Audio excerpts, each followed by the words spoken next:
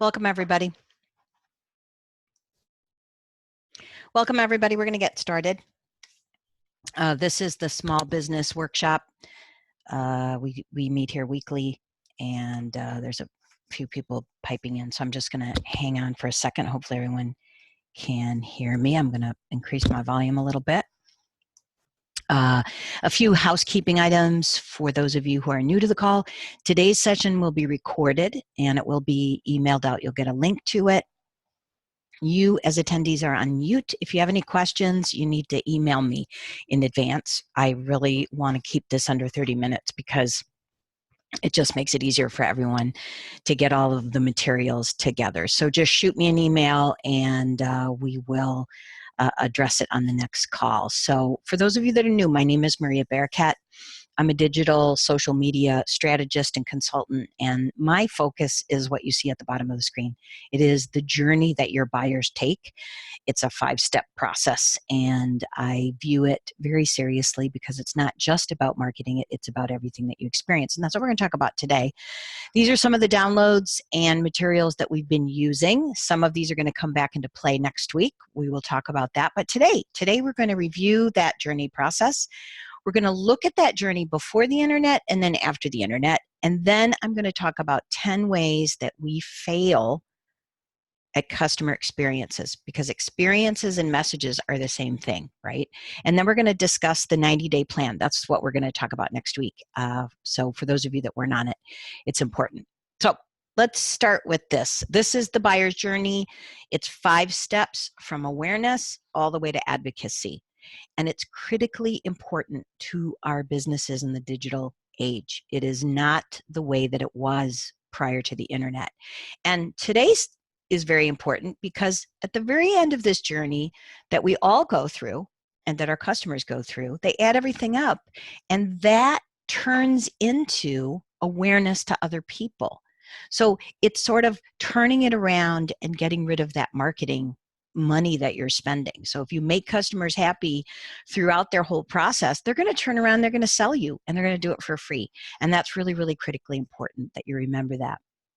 So if you look at the buyer's the buyer's journey pre-internet, I'm going to do it in a circle, right? So there's awareness. We find out about a product. Back then, our family and friends told us about it. We went into the yellow pages, we looked under D for dentists, or R for real estate, or A for art, or, personal trainers, whatever it is that we needed, right? We even saw advertisements in the daily news. We also saw it on billboards, right? So that's how we would begin to consider a business. And usually the next step was we called and we asked questions, right? Then we have a research process. So we say, I don't know if I really want that. Back then, we went to the library because this is where all the magazines were, all the newspapers were, and we could find information about a business, and then we could make that decision. And the purchasing decision was usually a physical decision. It was very rare that it was done. I consider phone a personal interaction. Then we used this product or service, right? It's a great time. And then in terms of sharing, we went through this a couple of weeks ago. One person, that's me, I would tell 3.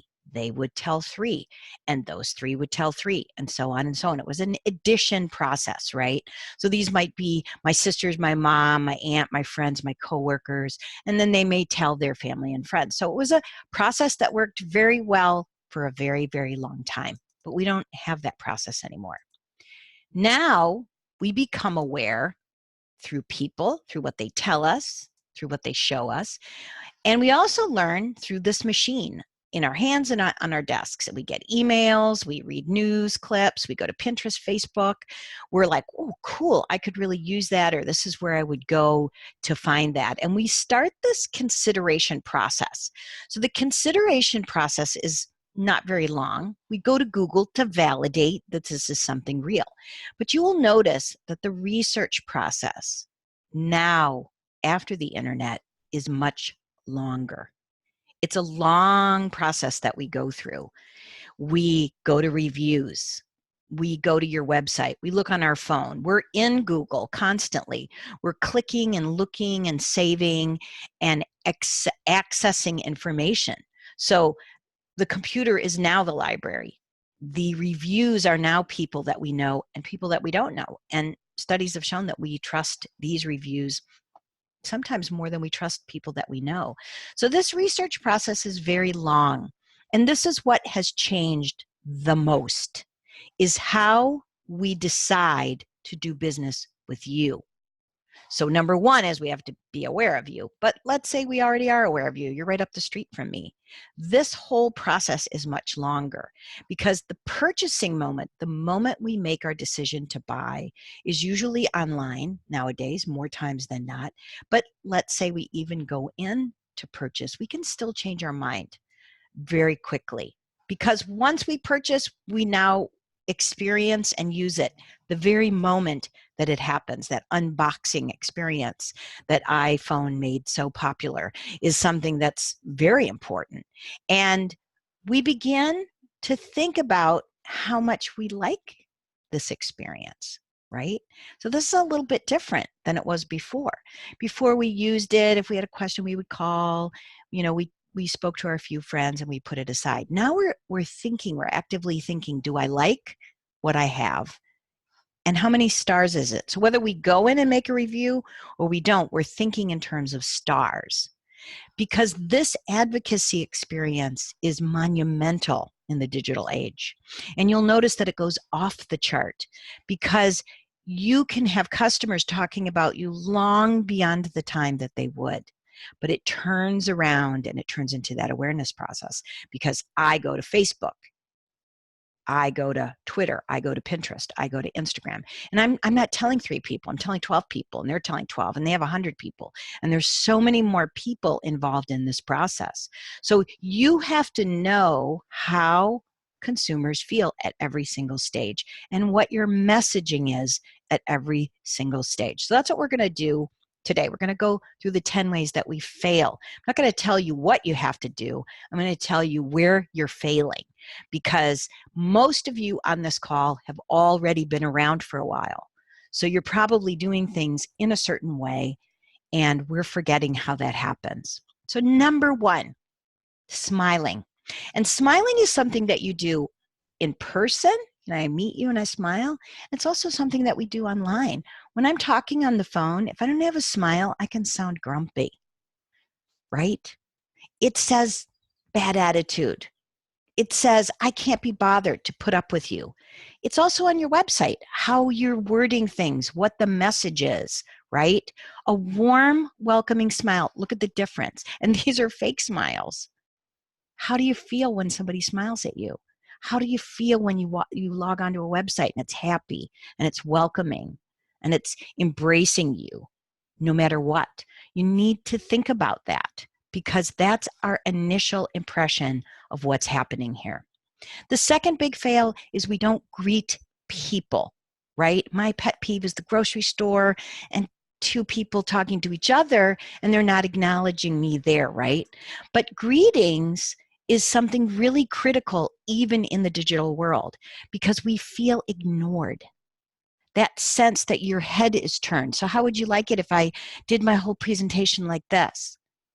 Like, hey, I'm here. Look at me. Talk to me. So when they enter your business, and entering your business is calling you, texting you, messaging you, clicking, right? This is how I enter a business today.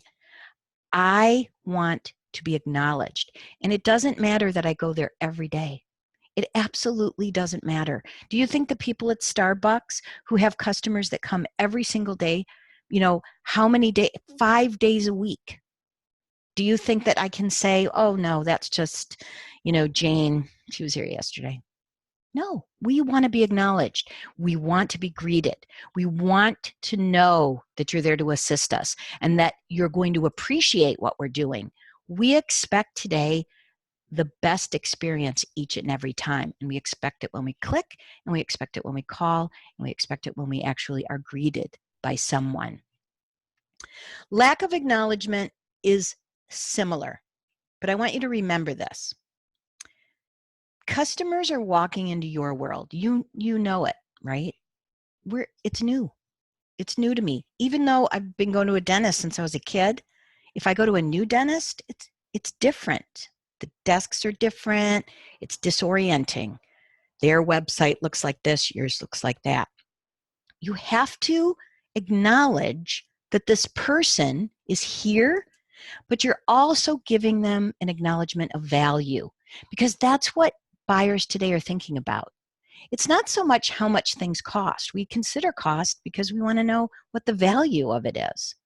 So when you're in an office and you're not acknowledging someone, or you have salespeople in your store and they're not saying, "Oh, excuse me, I'm with this person, but I'll be right with you." That's an acknowledgement. It doesn't make the person you're helping feel bad. In fact, most people think, "Well, I'm glad she did that," because we don't want to feel uncomfortable that you're helping us and not someone else. So this is a huge fail, and it's a big fail in businesses today because we're not training our people to do this kind of stuff. It's really important that they know that the money they're spending or spent, if it's regular money that they're spending, if it's just a one-time thing, we need to know the value of it because we're thinking about it. Because in our email box, we have lots of emails from everybody else. And we're thinking, maybe next time we're going to go to this restaurant, or we're going to use this person, or when my contract comes up for renewal, I am definitely leaving. But I'll never let them know that. It's all about acknowledgement. Follow-up is major. And this is a problem with businesses digitally and personally. So the number one thing is, whenever someone makes an inquiry to you, the very first thing you should ask them is for their contact information. I'd like to send you something. You want to acknowledge people, and you need to do it immediately and every single time. Thanking them for coming, thanking them for considering you. Even if they come in and decide that they're not going to buy because it's too expensive or it's the wrong color, if you acknowledge them, you're on their awareness, journey, right? The second most important thing are reviews, and I'm using Yelp. There's lots of them. Every industry kind of has their own. This is a huge fail for businesses today, especially old school businesses, because we think that it's not important to respond. Maybe you go to Yelp, maybe you don't go to Yelp. You're not even aware that it's there because you say that's a restaurant site. Well, it's not. It's for everything, dentists, you name it. You need to respond quickly, and don't fear a bad review. This person put that review so you could fix your service. We want you to respond publicly. We want you to say, "Hey, Mary, we're so sorry that experience didn't meet your expectations." Don't make excuses. Respond and then take it offline. So if it's a bad review, take it offline and say, "Hey, here's my email. Here's my direct email." Make it public. Let everybody else know who's looking at those reviews that you're there all the time and that you really do care. This is very critical in the review process. And then follow up again and again and again and again. This is important and critical. Now, there are some schools of thought where people say, "I don't have time to respond to every person, whether they give me a good review or a bad review." Some businesses do. Notice how many reviews they have. Notice that when you have 5 reviews and there's 5, 4, 2, 1, you don't have a great rating. What happens when you have 1,000 reviews? It doesn't matter that one guy gave you a 1-star review because he was having a bad day. What matters is that people are encouraged to do this, and it's really, really critically important. So never not follow up with someone that comes in, and not asking people for their contact information is a big mistake. It really is a big mistake. The fifth critical thing is you're not welcoming people, right? Where's the thank you? So this is that follow-up part, whether they walk out the door and buy or not. But what happens when we do buy? I want balloons. I want a party. I just spent my money. There's nothing more disappointing than going into like a Best Buy. You spend $1,000 on a phone and they don't even send you an acknowledgement. Next time, I'm not going there, right?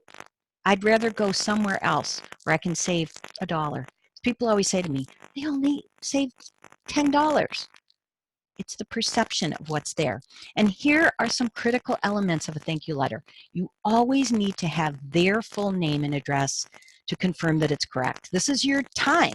There's nothing, my husband has a weird name and people call him lots of weird things. So I always make a point to include his name and his spelling and things. And it's nice when I get it, because then I can say, hey, that's not his name. It's this, right? It's a 3, not a 9. You're welcoming them. Thank you. Hello. Welcome. Right? You're introducing your company. I don't care if I bought 100 times. Maybe something changed. We are the largest in this. We do this. This is what we're, special in, right? And then how can they contact you? This is very critically important. We're going to talk about that in another one too. But this is what we have. Here's, click here, do this. It reassures us that our trust that we placed in you is correct, because we live in a digital world. We have that sense that what we're doing out there is important, but it's very impersonal. So this letter and giving me the steps and talking about, the company and then now this is what you're going to do. You're going to open it up or whatever is going to happen in that process. And give me some resources and materials. If you enroll people, you should have an enrollment packet, right? If you're sending somebody something and it costs over $100, you should be including stuff in that box that lets them know that that was really important. And you should actually sign it or have a photo of yourself in it. Everything personal makes a big difference today. It's really critically important. And yes, there are ways that you can have your signature implanted in an email, even if it's just a script. It makes it feel personal. We trusted you, and now we feel appreciated. This is a huge problem with a lot of businesses. They're not doing it. Number 6 is no clear contact person. So we talked about that in terms of the letter, right? It's very obvious. I don't care if you're a one-person shop. People need to know who to call or who to email or what the next step is, right? Because how do they feel? They're like, I don't know. I don't know who to ask. Maybe they didn't remember your name. Did you give them a business card? Do they know what to do? We don't want to look dumb. We don't want to go in and ask for Matt when it's really Mark. We don't want to look dumb. So it's important that you not make us feel stressful, right? What do you have to do? I go to Apple. They're my go-to for customer service. Think about the experience. And if you've never been to an Apple store, go there, because you always know who's doing what. First of all, they're clearly identified by a uniform that changes, but we all know they're all wearing the same thing, right? In your shop, we need to know. I can't tell you how many times I'm in a store and people will come up to me and ask me a question as if I work there. It's very important that we know who to go to. You want things to be clear and simple. You're going to call Mary for this. You're going to call Sue for this. You're going to email this.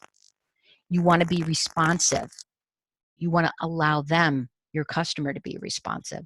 And you're really creating order out of chaos. And that's the whole thing. If you think about for a moment your last iPhone purchase, you went to the Apple store, that place is crazy. It's crazy town there, right? There's people everywhere. There's desks, there's machines, there's sounds, but nobody's upset. You go into Best Buy, there's lights and people and there's employees, they all wear shirts, but you don't know who to ask. They don't even know who to ask. It's very important. So this is a digital and a personal experience that you need to do even when they call. My name is, back in the day when we had corded phones, we used to teach people to answer the phone a certain way. You should have that too in your business. Number 7 is personalization. We live in a society where everything is personal. It feels invasive, yes, but we're getting used to it. We are getting used to the fact that you can send out a mass email and it says, hey, Maria, how you doing? Right? I know it's, like there's a code in there. It's not hard to learn. I want to know that you're paying attention to me. And if you're a retail business, if you're subscribing people, enrolling people, That's repeat.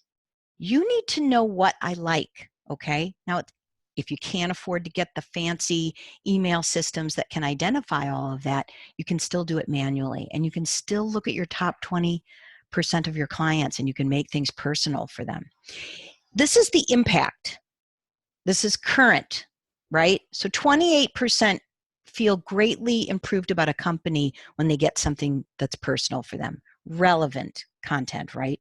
You're sending me, I was looking at this, you know that I like blue pens, whatever it is, right?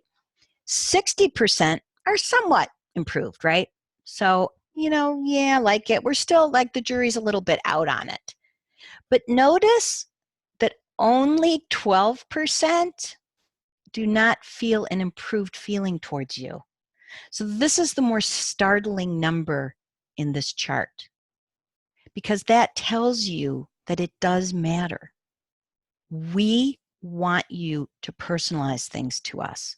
We want to know that you're paying attention, that you're not just trying to sell me and everyone else the same thing, that you have some kind of sense of who I am and what I'm doing. And this is a very critical part. And there's so many different ways that every kind of business can do this, that it is really, really important.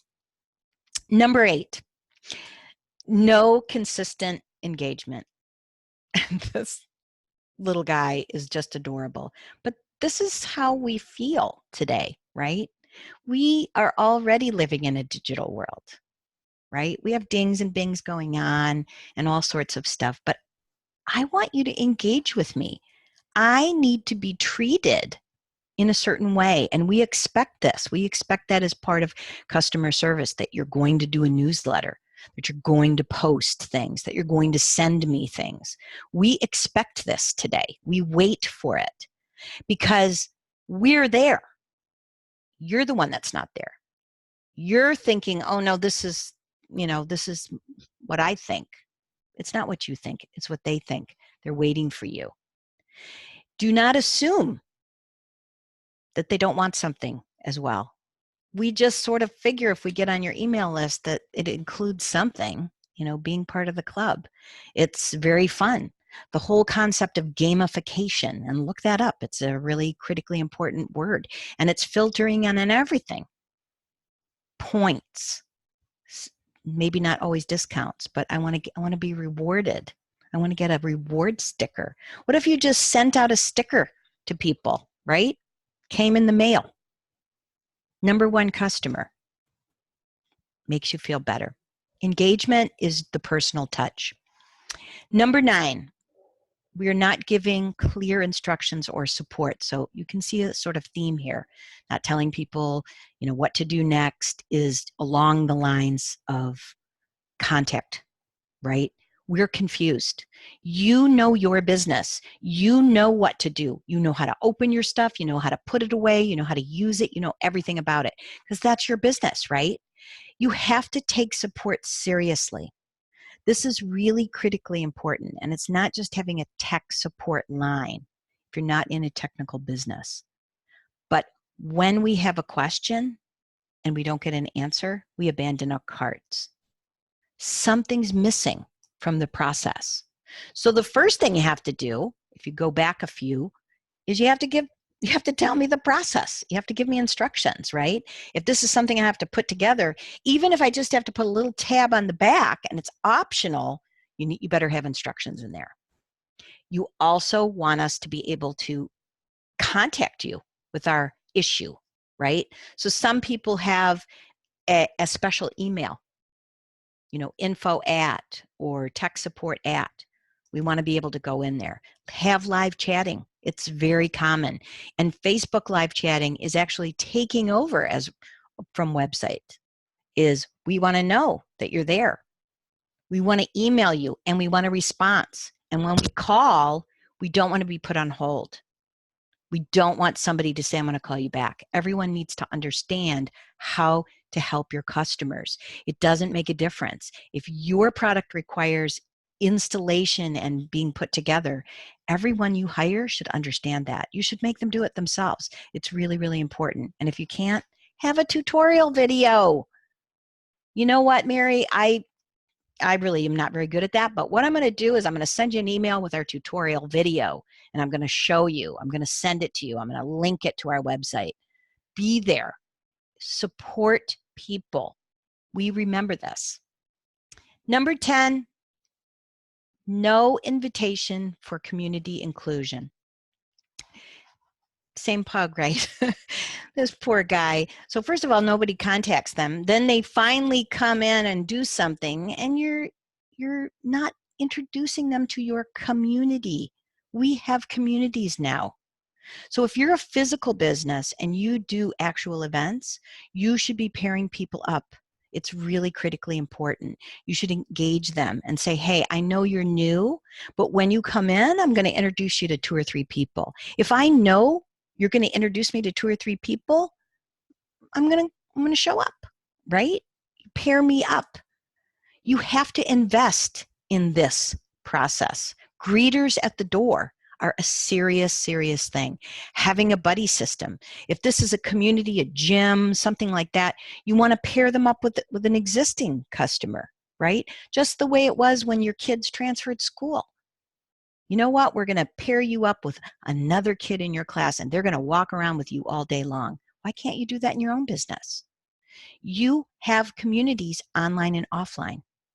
So create a community. It has to start somewhere. Let your customers know, I'm going to create a Facebook community. I would love for you to be one of the first people, and I would love for you to be my greeter in this Facebook community. These are just ways that you can include people in on everything that's going on in your business. So that's just 10 things that we do that fail, right? And it's important. Why is it important? It's important because of this. 70% of buying experiences are based on how the customer feels they are being treated. It's a perception. It's not reality sometimes. Sometimes we feel that look you made didn't make us feel good, and then we're going to mark you down. But you don't know how people feel if you're not monitoring it at every single stage. But I'm going to give you the most important reason. There's a consequence for not understanding how your customers feel. And yeah, it's the STAR system. This is out there. Do you know that your customers can create a Yelp account for you without your knowledge? They can go in and edit it if you haven't claimed it. You need to pay attention to that. When shunned on social media, 30% of customers will go to a competitor. Remember, I said, even if I'm under contract, I am just waiting to go to Verizon, or I'm just waiting to go to this store. I'm just waiting to sign my child up in this place because I don't feel good about my experience. You're not asking me and you're not acknowledging me. And even if only one of those 10 things is what made me feel bad, it's the memory of the bad that lingers. So that's another important thing. When responded to, right? So 1-star review, I had terrible service. Now I'm responded to, 70% are more likely to use you again. And we're likely to change our opinion of you because a good experience can wipe away a bad experience. And it's very important. And it's in your messaging. It's not just following that buyer's journey. It's understanding what you're saying and what people perceive from it. And the way that you know, some people say, I don't have time to do a survey. I can't do this. The way that you know is if you don't have reviews or you don't have good reviews, you have a problem. Because you're not asking. You're not talking to people. And that's really, really important. 75% of people are likely to share a good experience on their own profile. Remember, I share to my Facebook. My Facebook has 200 people. 12 of those people will share it to their Facebook. It's multiplication. And this is the critical change from pre-internet to internet today. So you need to pay attention to that. So every week we reflect. This is so obvious. How am I training everyone to be customer focused? Because that's what this whole thing is about. Customer focus. So who's the person writing the content on your website? Are they thinking about the customer? Are they actually removing themselves from understanding everything about your business and acting like they don't know? This is critically important that you train people and that you train yourself to understand. So let's go through the weekly questions. How many new emails did you add to your list? This is how you know that people are sharing your stuff, because somebody else will like you, right? What were your total sales for the week? Not because I want you to be a millionaire, because I want you to know what people are interested in, not interested in, right? If you're sending out product pictures and nobody's responding to it, and you know for a fact that it was shown through analytics, maybe there's something up with that product. You need to put it in the back shelf for a little while. And does everyone know? Everyone on your team needs to know, from shipping to the beginning to everything. We all need to understand. Janitors in your business, if you have a business where people come in, need to understand and be customer focused. How many new fans? This is our digital way of knowing that people like us, right? What was your most popular piece of content? That's the message. This is what they want to hear. Oh, I see. They're sharing and liking this. They must love that. Who's your most engaged follower? They are critically important to you. They work for you for free, and you need to acknowledge them. You need to thank them. You need to follow up with them. And how are you improving your customer service? This is what today was all about. It's really, really critically important that you sit back and look at that.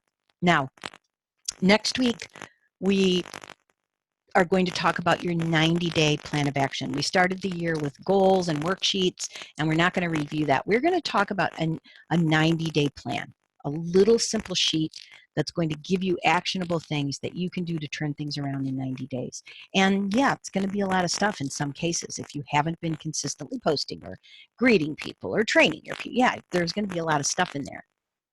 But if you do all of the components, your business will turn around, and that's really, really important. So I want to thank everyone for being here today. There's new faces, and I'm welcoming you. I will send you a follow-up, and I will give you a link to this recording if you want anyone else on your team to listen to it. If you have questions, I encourage you to send them to me.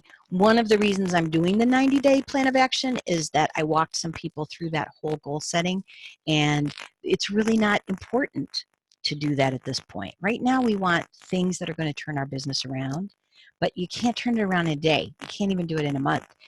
There's about 90-day time frame where it takes you to actually implement everything. But once it's moving, it can really impact the rest of the year. And this is the time of the year that we got to do it. We got to get, it's Christmas, like really soon.